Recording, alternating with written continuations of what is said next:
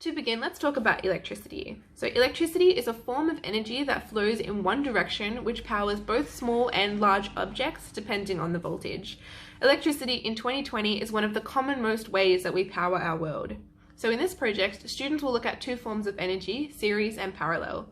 So series is one single pathway through which electricity flows.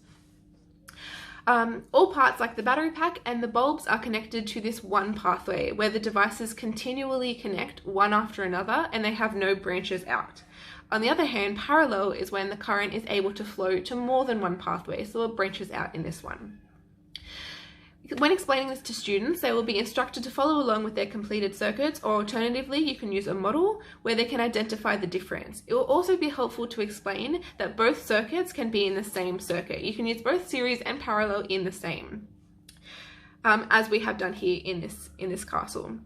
So for this project, I used a battery pack, which supplies electrical charge, as well as three electronic devices. So I used light bulbs to show the castle at night, which shows how it can be converted from the electrical energy into light.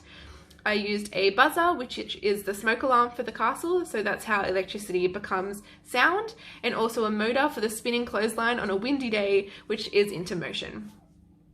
So the wires are used to ensure that running electricity reaches the different sections of the circuits, which can then be converted into whatever form is needed.